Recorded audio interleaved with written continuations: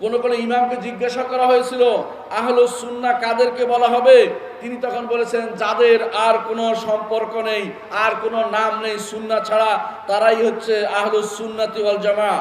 ইমাম আব্দুর রহমান ইবনে মাহদিকে জিজ্ঞাসা করা হয়েছিল যে ইমাম মালিককে প্রশ্ন করে সুন্নাহ আহলুস সুন্নাহ কারা, তিনি বলেছেন আহলুস সুন্নাহ হচ্ছে ওই সম্প্রদায় সুন্নাহ ব্যতীত যাদের আলাদা কোনো পরিস্থিতি তারা চায় না, তারা চায় সুন্নাহর অনুসরণ করবে, আহলুস সুন্নাহ তো তারাই। ইমাম ইবনে আব্দুল বার রাহমাতুল্লাহ আলাইহি তাকে জিজ্ঞাসা করা হয়েছিল যে সুন্নাহ কারা, তা তিনি বলেছেন ইমাম মালিক যা বলেছেন সেটাই আমি বলবো, সেটা হচ্ছে আহলুস সুন্নাহ হচ্ছে তাদের আলাদা কোনো উপাধি থাকবে না, জাহমি হবে না, কাদারি হবে না, রাফিজি হবে না, তারাই হচ্ছে আহলুস সুন্নাতি ওয়াল জামাআহ। এখন আপনি বলতে পারেন আহলুস সুন্নাত ওয়াল জামাআত তো অনেকে দাবি করে, দাবি আর অনুসরণ এক কথা নয়। আমাদের চট্টগ্রাম ভাইরা অনেকে আহলুস সুন্নাহ দাবি করে, সুন্নি দাবি করে, সুন্নাহ থেকে তারা অনেক বেশি দূরে, তারা বেদাতকে সুন্নাত নাম দিয়েছে, এইটা আপনারা সবাই জানেন। তাদেরকে রাসূলের সুন্নাত বলা জিজ্ঞাসা করা হলে জবাব দিতে পারবে না। সুতরাং নামটা শুধু নামের উপর না থাকে, কর্মে যেন হয় সেটাও দেখার বিষয় রয়েছে। আহলুস সুন্নাত ওয়াল জামাতের আরো 5টি নাম বিশুদ্ধ, আরো 5টি নাম বিশুদ্ধ নাম রয়েছে।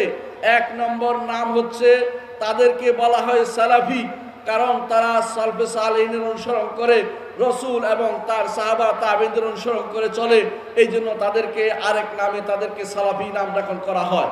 কিন্তু এটা এই নয় যে এই নামে তাদেরকে দিতে হবে, এই নাম দেয়া বাধ্যতামূলক নয়, বরং এই নাম, এই কাজটা করতে হবে, সালাফের অনুসরণ করে যেতে হবে। তাদের আরেকটি নাম হচ্ছে আহলুল হাদিস ওয়াল আসার, তাদের আরেকটি নাম হচ্ছে আহলুল হাদিস ওয়াল আসার, কারণ আহলুল হাদিস বলতে আহলুস সুন্নাহ, আহলু আকওয়াল রাসূল সাল্লাল্লাহু আলাইহি ওয়াসাল্লাম, আফআলুহু ওয়া তাকরিরাতুহু যারা অনুসরণ করে তারাই হচ্ছে আহলুল হাদিস। আসার বলতে সাহাবায়ে কেরামের অনুসরণ যারা করে তারা আহলুল আসার। ঠিক অনুরূপভাবে তার আরেক নাম হচ্ছে আহলুল আসার, অনুরূপভাবে তাদের আরেক নাম হচ্ছে ফিরকাতুন নাজিয়া। ফিরকাতুন নাজিয়া এই জন্য রাসূলুল্লাহ সাল্লাল্লাহু আলাইহি ওয়াসাল্লাম বলেছেন আমার উম্মত 73 ভাগে বিভক্ত হবে, 72 ভাগ জাহান্নামে যাবে, 1 ভাগ শুধুমাত্র নাজাত পাবে।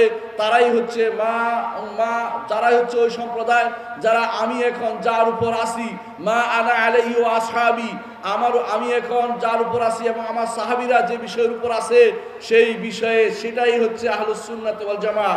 এটাই তিনি বলেছেন ফিরকাতুন নাজিয়া, এই জন্য তাদের আরেক নাম হচ্ছে ফিরকাতুন নাজিয়া। তাদের আরেক নাম হচ্ছে তায়েফা মানসুরা, সাহায্যপ্রাপ্ত দল, অর্থাৎ তারা দলিলে প্রমাণে সবসময় তারা উপরে থাকবে, তাদের শত্রুরা কখনো দলিলে প্রমাণে তাদের উপরে উঠতে পারবে না।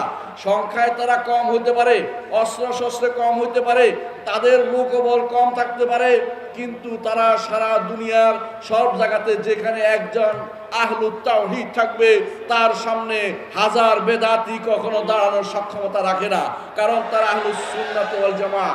আহলুস সুন্নাত ওয়াল জামাত এমন একটি সম্প্রদায় যাদের সামনে বেদাতিরা কখনো দাঁড়াতে পারে না। এটাই হচ্ছে আহলুস সুন্নাত জামাতের বিরাট বৈশিষ্ট্য। এখন বলতে পারে আহলুস সুন্নাহ এর সাথে জামাত কেন লাগানো হলো? জামাত লাগানো হয়েছে এই জন্য, জামাত প্রথম দাবি হচ্ছে সাহাবায়ে কেরাম, তারা সাহাবায়ে কেরামকে ভালোবাসে, তাদের বিরুদ্ধে কথা বলে না, তাদের মতামত নিয়ে চলে, কোরআন এবং হাদিস বুঝার ক্ষেত্রে সাহাবায়ে কেরাম যেভাবে বুঝেছেন সেভাবে বুঝার চেষ্টা করে, আর তাদের অনুসারী, সাহাবাদের সুন্দর অনুসারী, ওয়াত্তাবিউনা লাহুম বিইহসান ইলা ইয়াউমিল কিয়ামাহ, কিয়ামত পর্যন্ত যারা সুন্দর অনুসরণ করবে সাহাবায়ে কেরামের, তাদেরকে বলা হবে জামাআহ। এর বিপরীতে হচ্ছে আসহাবুল বিদআহ ওয়াল ফুরকা, বেদাতিরা এবং ভাগ বাটোয়ারা হয়ে যারা থাকে, তারা কোনোদিন হকের অনুসরণ করে না। তারা আহলুস সুন্নাহ মুসলিম যে বডি, তা ভাগ করে করে কেউ রাফিজি হয়েছে, কেউ শিয়া হয়েছে, কেউ খারেজি হয়েছে, কেউ কাদারি হয়েছে, কেউ জাবারি হয়েছে, কেউ আশআরি হয়েছে, কেউ মাতুরিদি হয়েছে, কিন্তু আহলুস সুন্নাহ ওয়াল জামাআহ সব সময় একটি, তারা মূল বডি। জামাআহ কম হইলেও তারা হকের উপর আছে, কখনো কখনো তাদের সংখ্যা বাড়বে, কখনো কখনো তাদের সংখ্যা কমবে। সাধারণ যাবতীয় মানুষ আহলুস সুন্নাহ জামাতের অন্তর্ভুক্ত, শুধুমাত্র ওলামা সু অথবা শুধুমাত্র উমারা সু, তারাই শুধুমাত্র কখনো আহলুস সুন্নাহ হয়, কখনো আহলুল বিদআহ হয়। কিন্তু সাধারণ মানুষ আহলুস সুন্নাত ওয়াল জামাআহ, তার রাসূলকে ভালোবাসে, সাহাবায়ে কেরামকে ভালোবাসে, কোরআন এবং সুন্নাহর অনুসরণ করে তারা চলে। সুতরাং আমাদের মনে রাখতে হবে আহলুস সুন্নাহ ওয়াল জামাআহ হচ্ছে আসল যেই এমন একটি সম্প্রদায় যাদের ব্যাপারে রাসূল বলেছেন ফিরকাতুন নাজিয়া, যারা রাসূলুল্লাহ সাল্লাল্লাহু আলাইহি ওয়াসাল্লামের অনুসারী, সুতরাং তাদের ব্যাপারে কথা বলার ক্ষেত্রে সাবধান হতে হবে। আজকে এই বিষয়টি নিয়ে কথা বলছি। আহলুস সুন্নাত ওয়াল জামাত যুগে যুগে বিভিন্ন জায়গায় থাকবে, সব এক জায়গায় থাকা জরুরি নয়। কখনো রাসূলুল্লাহ সাল্লাল্লাহু আলাইহি ওয়াসাল্লাম তাদের সম্পর্কে বলেছেন আন-নুযাউ মিনাল কাবাইল, বিভিন্ন গোত্র থেকে তারা উত্থিত হবে, অর্থাৎ এক গোত্রের সবাই নাও হতে পারে, দূরে দূরে হতে পারে, একজন হতে পারে ইউরোপে, একজন বাংলাদেশে, একজন সৌদি আরবে, তারা ভিন্ন ভিন্ন দূরের হতে পারে। এই জন্য আহলুস সুন্নাতের ব্যাপারে কথা বলার ক্ষেত্রে সাবধান হতে হবে, কারণ কথা হচ্ছে আল্লাহর নেয়ামত। আল্লাহর নেয়ামত সম্পর্কে সাবধান হতে হবে। আপনাকে আল্লাহ তাআলা কথা বলার সুযোগ দিয়েছেন বলেই যেখানে সেখানে কথা বলবেন না, বরং আল্লাহ তাআলা বলে দিয়েছেন ওয়ালা তাখফু মা লাইসা লাকা বিইলম, যে বিষয়ে তোমার জ্ঞান নেই সে বিষয়ে কোনো কথা বলো না। আল্লাহ তাআলা আরো বলেছেন ইয়া আইয়ুহাল্লাযীনা আমানুত্তাকুল্লাহ ওয়া কুলু কাওলান সাদীদা, হে ঈমানদারগণ আল্লাহর তাকওয়া অবলম্বন করো এবং শুদ্ধ কথা বলো, ঠিক সঠিক কথা বলো, আজে বাজে কথা বলো না, ভুল কথা বলো না, গুনার কথা বলো না। এটা আল্লাহ তাআলা আমাদেরকে নিষেধ করে দিয়েছেন। আরো বলেছেন মা ইয়ালফিযু মিন কাওলিন ইল্লা লাদাইহি রাকিবুন আতীদ। আহলুস সুন্নাত ওয়াল জামাত বিশ্বাস করে কথা বললেই ফেরেশতারা লিখে নেয়, সুতরাং কথা বলার ক্ষেত্রে তারা খুব সাবধান হয়। আহলুস সুন্নাত ওয়াল জামাত কোনো ধারণার অনুসরণ করে চলে না, কারণ আল্লাহ তাআলা বলেছেন ইয়া আইয়ুহাল্লাযীনা আমানু ইজতানিবু কাসীরাম মিনাজ যন্নি, হে ঈমানদারগণ ধারণা অনুসরণ থেকে বেঁচে থাকো।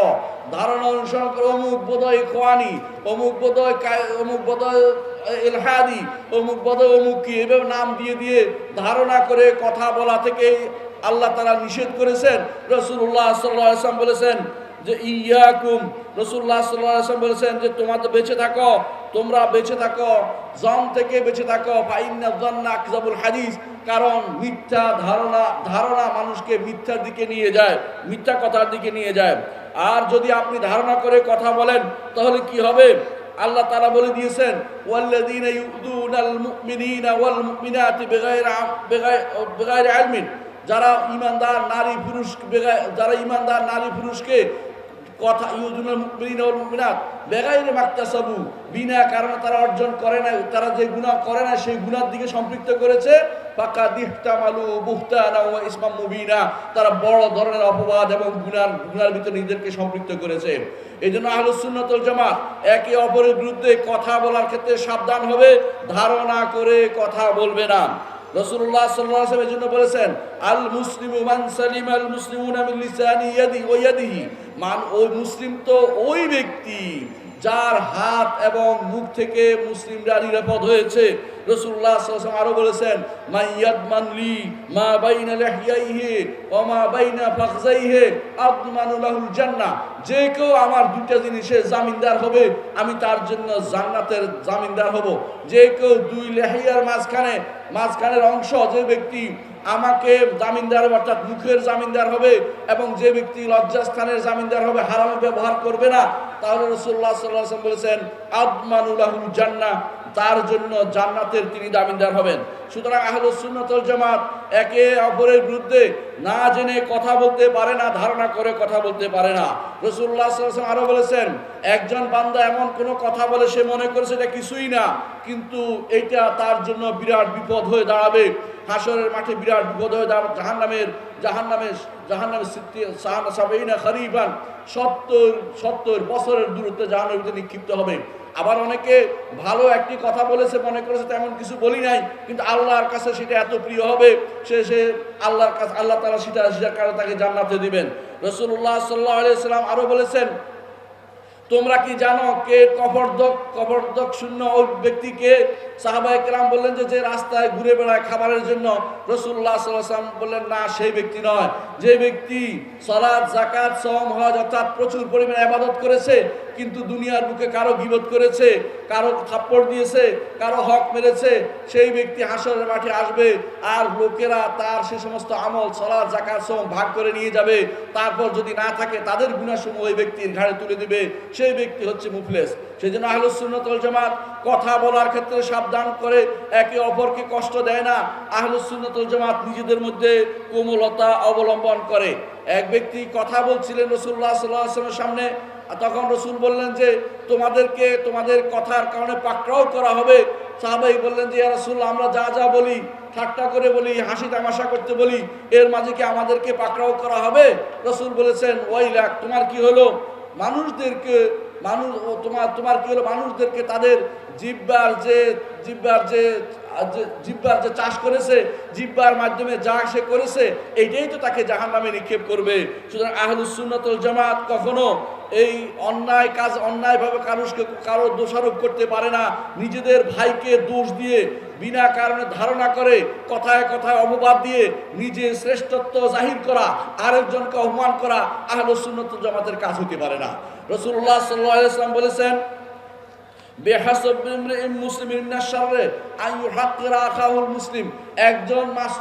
একজন মানুষের ক্ষতির জন্য এইটাই যথেষ্ট যে সে তার ভাইকে নিকৃষ্ট মনে করবে। আপনি মনে করছেন যে আপনি বিশাল কিছু হয়ে গেছেন, আপনার বাবা ছিল, আপনার দাদা ছিল, আপনি এমন একটা পদ পেয়ে গেছেন, এই জন্য আপনি অন্যদেরকে খারাপভাবে দেখবেন। আল্লাহ তাআলা ইন্না রাব্বাকা লাবিল মিরসাদ, আরেকজন ঠিকই আসবে আপনাকে অপমান করার জন্য। এই জন্য আহলুস সুন্নাত ওয়াল জামাত কখনো আহলুস সুন্নাত জামাতের কাজ হইতে পারে না ধারণা করে একজন মানুষকে খারাপ কথা বলবে, যতক্ষণ পর্যন্ত সে আহলুস সুন্নাত ওয়াল জামাতের গণ্ডির ভিতরে থাকবে। আহলুস সুন্নাত ওয়াল জামাতের গণ্ডির ভিতরে অর্থই হচ্ছে তার কর্মকাণ্ড সুন্নাহ এবং জামাতের সাথে সম্পৃক্ত হবে, তার সমস্ত কথাবার্তা সুন্নাহ এবং জামাতের সাথে সম্পৃক্ত। সেই ব্যক্তির ব্যাপারে আপনার সাবধান হওয়া উচিত। মুহাম্মদুর রাসূলুল্লাহ সাল্লাল্লাহু আলাইহি ওয়াসাল্লাম বিদায় হজের সময় তিনি বলেছিলেন, আজকের দিনটি হচ্ছে হারাম দিন। আজকের দিনটি যেমন হারাম দিন, এই মক্কা যেমন হারাম, তেমনি ভাবে তোমাদের উপরে হারাম করা হয়েছে কারো ব্যাপারে কথা বলা, কারো সম্পদ আহরণ করা, কারো সম্মান নিয়ে টানাটানি করা। আজ আমরা আহলুস সুন্নাত ওয়াল জামাতের মধ্যে দেখতে পাই পরস্পর একে অপরের বিরুদ্ধে বিনা কারণে কোনো প্রমাণ ব্যতীত একে অপরকে দোষারোপ করে যাচ্ছে। আপনারা দেখতে পাচ্ছেন না তা? আমরা তো দেখতে পাই শুধু বিনা কারণে যদি কোনো আমাদের সালাফি ভাইদেরকে একে অপরের বিরুদ্ধে লাগিয়ে দেওয়া হয়, অনেকে বলে তোমরাও তো 100 ভাগে বিভক্ত। আরে যত ভাগে বিভক্ত হোক না কেন, দাওয়াতের ভাগ এটা দলীয় ভাগ নয়। তোমাদের দলীয় ভাগের সাথে তুলনা করার কোনো সুযোগ নাই। দলীয় ভাগ যেগুলি সেগুলি হচ্ছে বিভ্রান্ত দল, বিভ্রান্তির ভাগ। আর এরা হচ্ছে দাওয়াতের জন্য এক একজনে এক একটা প্ল্যাটফর্মে কাজ করে। তাই বলে একে অপরের বিরুদ্ধে লেগে যাওয়া কখনো আহলুস সুন্নাত ওয়াল জামাতের কাজ হতে পারে না। পঞ্চম যে বিষয়টি আমি বলবো তা হচ্ছে আহলুস সুন্নাত ওয়াল জামাতের পরস্পর একে অপরের বিরুদ্ধে গোয়েন্দাগিরি করবে না। দুর্ভাগ্যবশত অনেকে দেখা যায় গোয়েন্দাগিরির জন্য কোথাও মাইক রেখে আসে, কোথাও ডিভাইস রেখে আসে, তারপর সেটা পোলাও প্রচার করে বেড়ায় যে উমুকে এটা বলেছে। গোয়েন্দাগিরি করা ইসলামে অনুমোদিত না। আল্লাহ তাআলা কোরআনে কারীম বলেছেন, ইয়া আইয়ুহাল্লাযীনা আমানু ইজতানিবু কাসীরাম মিনাজ যান্নি ইন্না বা'দাজ যান্নি ইসমুন ওয়া লা তাজাসসু ওয়া লা ইয়াগতাব বা'দুকুম বা'দা আইয়ুহিব্বু আহাদুকুম আন ইয়াকুলা লাহমা আখিহি মাইতান ফাকারিহতুমু। তাহলে বোঝা যাচ্ছে তাজাসসুস বা গোয়েন্দাগিরি করা জায়েজ নাই। এই জন্য রাসূলুল্লাহ সাল্লাল্লাহু আলাইহি ওয়াসাল্লাম বলেছেন যে ওয়ালা তাহাসসু ওয়ালা তাজাসসু, গোয়েন্দাগিরি করো না, ওয়ালা তাবাগাজু, পরস্পর তোমরা ভাই হয়ে থাকো, শত্রুতা পোষণ করো না। রাসূলুল্লাহ সাল্লাল্লাহু আলাইহি ওয়াসাল্লাম আমাদেরকে নির্দেশনা দিয়েছেন, কারণ আমরা রাসূলের অনুসারী। যারা রাসূলের অনুসারী নয় তারা ভিন্ন পথে অনেক কিছুই করতে পারে, কিন্তু আহলুস সুন্নাত ওয়াল জামাত তাদের মুখ হবে পরিচ্ছন্ন, তাদের চিন্তা হবে পরিশীলিত, তারা থাকবে সব সময় রাসূলের অনুসারী। রাসূল যেভাবে দুনিয়া থেকে চলে গেছেন কারো বিরুদ্ধে অভিযোগ না করে, রাসূল যেভাবে কারো অভিযোগ শোনার ব্যাপারে তার সুযোগ দেননি। এই জন্য কেউ যদি আপনার কাছে অভিযোগ নিয়ে আসে কারো বিরুদ্ধে, আপনি বুঝবেন যে এই লোক আরেকজনের কাছে আপনার বিষয়ে বলবে। এইটা স্বাভাবিক জিনিস আমরা দেখতে পাই। কারণ যারা অভিযোগ করে বেড়ায়, গোয়েন্দাগিরি করে বেড়ায়, তাদের কোনো শান্তি নাই, তারা গোয়েন্দাগিরি করে বেড়ায়। সুতরাং আপনি দেখতে পাচ্ছেন যে রাসূলুল্লাহ সাল্লাল্লাহু আলাইহি ওয়াসাল্লাম আমাদেরকে নিষেধ করেছেন একে অপরের বিরুদ্ধে কথা বলে গোয়েন্দাগিরি করে মানুষের আহলুস সুন্নাতের মধ্যে বিভাজন তৈরি করতে, পৃথকীকরণ করতে তিনি নিষেধ করেছেন। ওমর রাদিয়াল্লাহু আনহু থেকে বর্ণিত, তিনি বলেছেন লা তাজুন্নান্না বিকালিমাতিন খারাজাত মিন আখিকাল মুমিনিল্লা খায়রা, তোমার ভাইয়ের মুখ থেকে একটা কথা বের হয়েছে, এইটার ব্যাপারে যতক্ষণ তুমি পারো ভালো অর্থ করতে ততক্ষণ ভালো অর্থ করবা, খারাপ অর্থ তুমি করবে না। ইমাম ইবনে কাসির রহমতুল্লাহ আলাইহি এই বর্ণনাটি উল্লেখ করেছেন তার তাফসীরের মধ্যে। সুতরাং ইমামরা আগেও বলে গেছেন, যুগে যুগে গোয়েন্দাগিরি করা মুনাফিকের একটা চরিত্র। ইমানদার সবসময় সহজ হয়, হাইয়িনুন লাইয়িনুন সাহলুন হয়। ইমানদার কখনো শক্ত কঠিন সন্দেহকারী হয় না। এই জন্য আহলুস সুন্নাহ পরস্পরের প্রতি হাইয়িনুন লাইয়িনুন হবে, এটাই হচ্ছে আহলুস সুন্নাতের বৈশিষ্ট্য। ষষ্ঠ যে বৈশিষ্ট্য আপনার মধ্যে থাকতে হবে তা হচ্ছে আপনি কোমল হবেন। কোমল হবেন আহলুস সুন্নাত ওয়াল জামাতের ভাইদের প্রতি, পরস্পর ভাইয়ের প্রতি কোমল হবেন। কেমন কোমল, কেন কোমল হবেন? কারণ আল্লাহ তাআলা তার নবীকে কোমল করে পাঠিয়েছেন। আল্লাহ তাআলা বলছেন, ইন্নাকা লাআলা খুলুকিন আযীম, নিঃসন্দেহে আপনি সবচেয়ে বড় চরিত্রের অধিকারী, সবচেয়ে মহান চরিত্রের অধিকারী। আরো বলেছেন, ফাবিমা রাহমাতিম মিনাল্লাহি লিনতা লাহুম, আল্লাহর রহমতে আপনি কোমল হয়েছেন। ওয়ালাউ কুনতা ফাজ্জান গালিযাল কলবে, যদি আপনি কঠোর হইতেন তাহলে তারা আপনার কাছ থেকে মানুষ দূরে সরে যেত। এই জন্য আহলুস সুন্নাত ওয়াল জামাত ভুল ধরবে, আরেকজনকে শুধরাই দিবে, কিন্তু কঠোর হবে না। কঠোর না হয়ে তাকে বোঝানোর চেষ্টা করবে। অনেক ভাই তার ভুল বুঝে ইসলামের দিকে, সহি আকীদার দিকে, মানহাজের দিকে, আহলুস সুন্নাতের মানহাজের দিকে ফিরে এসেছে, কারণ তারা নরম আচরণকে মানুষ পছন্দ করে। রাসূলুল্লাহ সাল্লাল্লাহু আলাইহি ওয়াসাল্লাম বলেছেন, ইন্নাল্লাহা রাফিকুন ইউহিব্বুর রিফকা ফিল আমরি কুল্লি, আল্লাহ তাআলা তিনি কোমল, যাবতীয় কাজে তিনি কোমলতা পছন্দ করেন। তিনি আরো বলেছেন, আল্লাহ তাআলা তিনি কোমলের মাধ্যমে যে উপকার দেন, কঠোরতার মাধ্যমে সে উপকার দেয় না। আহলুস সুন্নাহ পরস্পর কোমল হবে, কিন্তু বেদাতীদের মধ্যে তারা কোমল হবে না। মনে রাখতে হবে, আহলুস সুন্নাত ওয়াল জামাত পরস্পরের মধ্যে কোমল হবে, কিন্তু বেদাতীদের জন্য কোমল হওয়ার কথা বলা হয়নি। হ্যাঁ, তাদেরকে দাওয়াতের ক্ষেত্রে কোমল হবে, কিন্তু তাদের সাথে মন থাকবে এরকম যে তারা যতক্ষণ পর্যন্ত বেদাত না ছেড়ে দিচ্ছে ততক্ষণ পর্যন্ত তাদের সাথে সম্পর্কের টানাপোড়েন চলবেই। এই জন্য আল্লাহ তাআলা বলেছেন, মুহাম্মাদুর রাসূলুল্লাহ ওয়াল্লাযিনা মাআহু, মুহাম্মদ আল্লাহর রাসূল ওয়াল্লাযিনা মাআহু আশিদ্দা আল কুফার রুহামাউ বাইনাহুম, তাদের নিজেদের মধ্যে রহমা, কারণ সবাই তারা আহলুস সুন্নাত ওয়াল জামাত, সাহাবায়ে কেরাম আহলুস সুন্নাত ওয়াল জামাতের অগ্রণী দল। সুতরাং তাদের অনুসরণ যারা করবে তারাও নিজেদের মধ্যে রহমদিল হবে। আর বেদাতি এবং শিরকি লিপ্ত যারা, তাদের ব্যাপারে কঠোর হবে, কোনো ছাড় দিবে না। দাওয়াতের ক্ষেত্রে নরম করে দাওয়াত দিবে।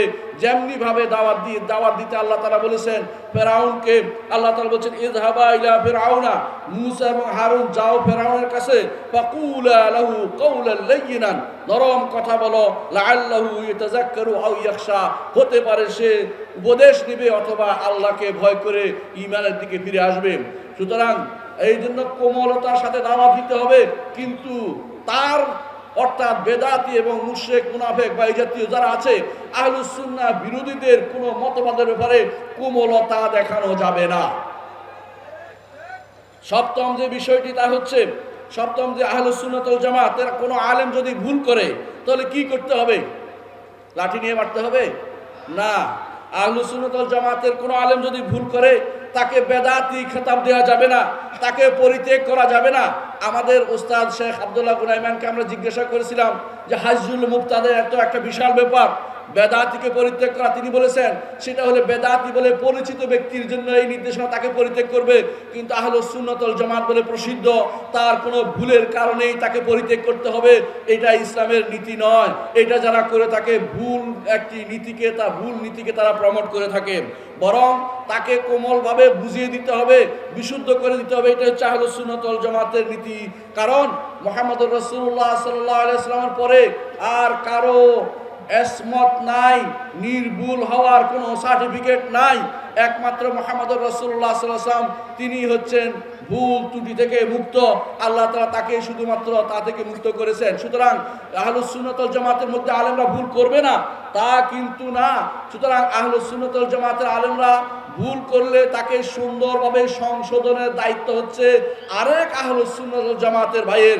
নিজেরা নিজেদের মন মতো করে তাদেরকে বেদাতি, তাদেরকে অপরিত্যাগ করা, তাদেরকে ছেড়ে চলে যাওয়া, এটা ইসলামের নীতি নয়। এটা আমাদেরকে বুঝে নিতে হবে। তাহলে আমরা কয়েকটা উদাহরণ দিতে পারি।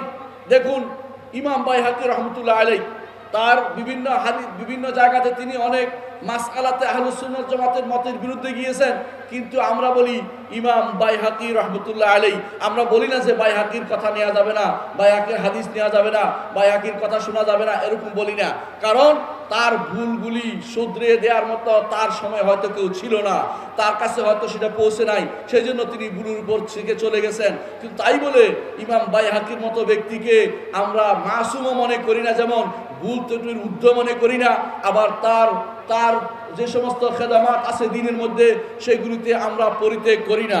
অনুরূপভাবে ইমাম নাওয়াবী রহমতুল্লাহ আলাইহি তার বিশাল খেদমত রয়েছে, তার কিছু ভুলের কারণে তার খেদমতকে আমরা উপেক্ষা করে চলি না বা তাকে বেদাতি বলি না, বলি যে তিনিও আহলুস সুন্নাত ওয়াল জামাতের লোক, তবে ভুল করেছেন ওই মাসালাতে। অনুরূপভাবে ইমাম ইবনে হাজার রহমতুল্লাহ আলাইহি তিনিও এমন বক্তব্য তার ফতুল বাড়িতে নিয়ে এসেছেন যেগুলো আহলুস সুন্নাত ওয়াল জামাতের সাথে অনেকাংশে মিলে না। তারপরেও আমরা ইমামকে রহমতুল্লাহ আলাইহি বলি এবং তার বক্তব্য গ্রহণ করি, ভুলগুলিকে আমরা পরিত্যাগ করি। অনুরূপভাবে আমাদের চোখের সামনে জবাল পাহাড় পরিমাণ বক্তব্য, পাহাড় পরিমাণ ইলম নিয়ে এসেছেন শেখুল আলবানী রহমতুল্লাহ আলাইহি, কিন্তু আমরা তাকেও মাসুম মনে করি না। আমরা বলি যে তিনি যদি ভুল করে থাকেন, কোনো কিছু ভুল থাকবে, কিন্তু তাই বলে তার ভুলকে ফলাও করে প্রচার করা এটা আমাদের কাজ নয়, কারণ তিনি আহলুস সুন্নাত ওয়াল জামাতের একজন বিশাল ইমাম। এই ইমামকে আমরা গ্রহণ করি, ভুলটাকে পরিত্যাগ করি। তাই বলে ইমাম ভুল করেছেন বলে যারা এর বিরুদ্ধে লেগে যাবে তারা ভুল করবে। ইমামদেরকে সম্মান করতে হবে, আলেমদেরকে সম্মান করতে হবে। আহলুস সুন্নাহর আলেম যারা, তাদের কিভাবে মানদণ্ড কিভাবে নির্ধারণ করবেন? যাদের ভুলের থেকে তাদের শুদ্ধ বেশি, তাদের প্রতি দয়া থাকবে, তাদেরকে আহলুস সুন্নাত ওয়াল জামাতের মধ্যে অন্তর্ভুক্ত করবেন। কিন্তু যাদের ভুলের শুদ্ধের চেয়ে ভুল বেশি, তারা আহলুল বেদাতের অন্তর্ভুক্ত হয়ে যাবে। প্রমাণিত জিনিস আপনাদের চোখের সামনে রয়েছে। এইগুলি আপনারা বুঝতে পারেন যখন ইমামদের জীবনী আপনি বুঝতে পারবেন। আপনারা জানেন যে মুহাম্মদ ইবনে নাসর আল মারওয়াজি রাহমাতুল্লাহ আলাইহি তিনি ইমাম মিন আইম্মাতুল আহলুস সুন্নাত ওয়াল জামাআহ, তার কিতাব আছে সুন্নাহর উপরে, তারও কিছু আকীদার মাসালাতে ভুল ছিল, কিন্তু তাই বলে তাকে আমরা বের করে দেই না, কারণ তিনি এটা ইজতিহাদ করে করেছেন, তাকে কেউ শুধরানোর ছিল না। কিন্তু তারপরে তিনি ইমাম মিন আইম্মাতুল আহলুস সুন্নাত ওয়াল জামাআহ, তাই বলে তার বিরুদ্ধে লেগে যাওয়া অথবা তার বিরুদ্ধে কথা বলা আহলুস সুন্নাত ওয়াল জামাতের মানায় না। আহলুস সুন্নাত ওয়াল জামাত মনে করতে হবে যে ভুলটা বাদ দিতে হবে আর শুদ্ধটা গ্রহণ করতে হবে, তবে এটা আহলুস সুন্নাত ওয়াল জামাতের ভিতরে হতে হবে, বাইরের লোক নয়। বাইরের লোক যদি কোনো এরকম বক্তব্য দেয় তাহলে তারটা কি গ্রহণ করবেন? না। আহলুস সুন্নাত জামাতের বাইরের কেউ যদি কোনো বক্তব্য দেয়, সেটা ভালোটা নিব, খারাপটা ত্যাগ করব, ওইটা চলবে না। কেন চলবে না? কারণ তারা ভুলের উপরে প্রতিষ্ঠিত আছে, তারা শুদ্ধটা জানে না, তাদের থেকে ইলম নেওয়া যাবে না। ইলম নিতে হলে একমাত্র আহলুস সুন্নাত ওয়াল জামাতের লোকদের থেকে ইলম নিতে হবে, কারণ বাইরের লোকেরা আপনাকে বিভ্রান্ত করবে, তারা চায় না আপনি বিশুদ্ধ হন।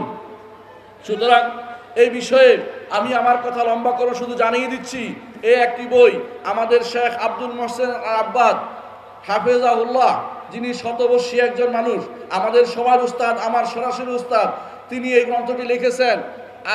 ওহে সুন্নাহর অনুসারীগণ, পরস্পরের প্রতি কোমল হন। এই বইটি পাওয়া যাচ্ছে স্টলে।